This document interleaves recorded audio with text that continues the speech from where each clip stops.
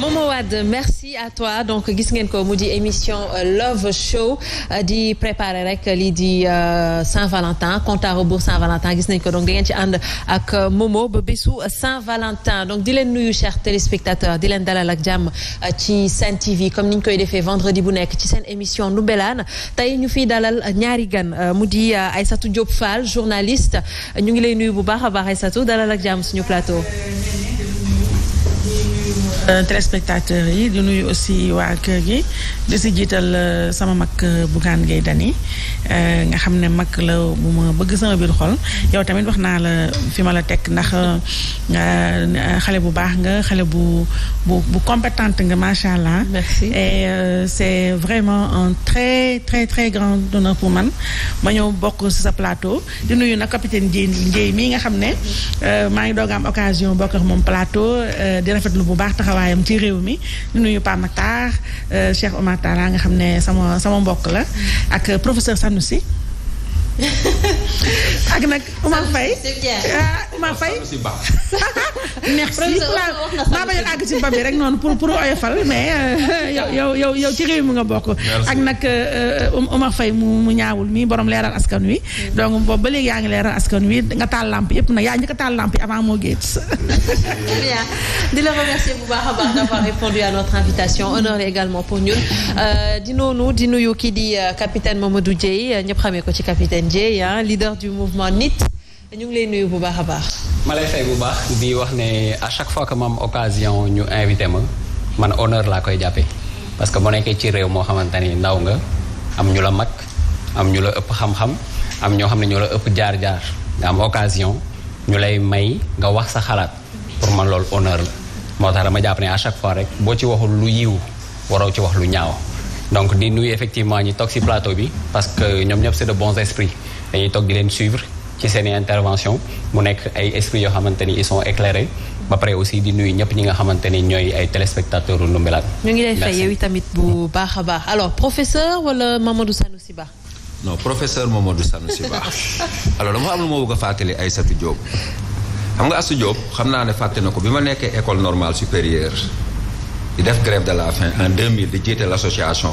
yow ak Mati 3 Pommes yéen a ngi nekk xale yu ndaw di jàng ay journaliste sama ne nga doon ñëw chambre 50 di ma interviewer est-ce que yaa ngi fàttaliku loolu ak Bougane Gueye Dany Bougane Gueye Dany est venu faire un reportage alors que moi je faisais un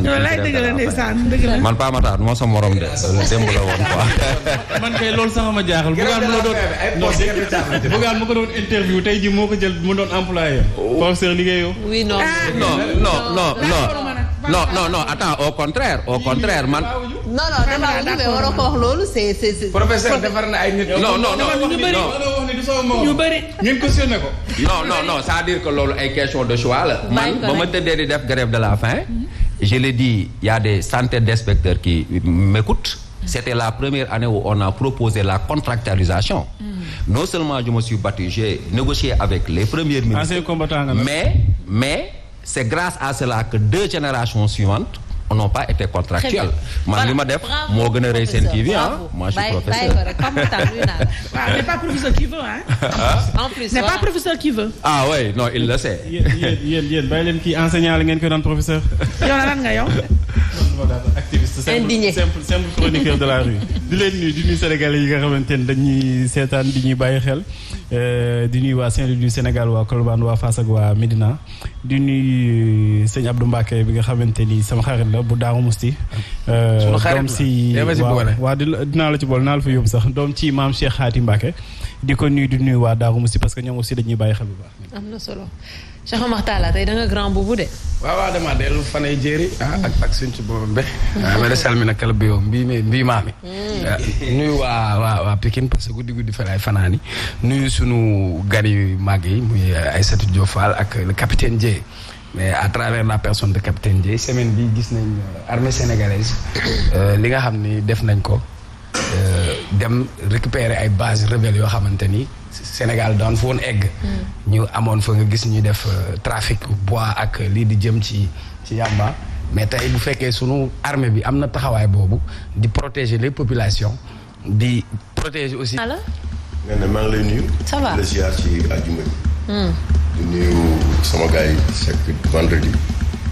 di nuyu Aïssatou Diop Fall au-delà du journalisme dafa am loo xamante ni ne pénurie la ci réew mi te mi ngi koy commencer relever c'est le leadership féminin et c'est important dans ce pays ñu ngi commencer am problème boobu am ay jigéen yu xamante ni ne dañuy taxaw di am ay prise de position même si c'est des prises de position yoo xamante ni c'est impopulaire bés dina jot nit ñi xam ne ñii lu ñu doon wax dëgg la te moom mi ngi incarné loolu te loolu bu ko teggi nit dina am fu muy toll dina am fu muy féetee di nga xam ne yow moomatoo sa bopp te tollu nga foo xamante ni ne moomatoo sa bopp parce que nit ñi ñu ngi lay siiwu di la déglu te li ngay def te woo si parparloo tey loo war a wax nit ki danga koy wax te avec conviction et il faut continuer comme ça on a besoin des femmes leaders et yaa ngi koy incarner vraiment merci beaucoup Omar. di nuyu capitaine ci vraiment teewaay bi mu teew fii te xam ne incha allah c'est sûr que débat bi fi mu jëm dina neex maintenant dafa am benn affaire nee na bu ma la bëgg a wax waaw nee na mu lay tooñ. lu mu wax non on fait continuer s'il te plaît. lu mu wax ñu ngi perdre temps continuer la wax fay. damay jëlaat parole non ba ngay waxu pénurie dafa ni comme sa bopp bi rek nu mu amee pénurie de cheveux. waaw loolu amul benn problème loolu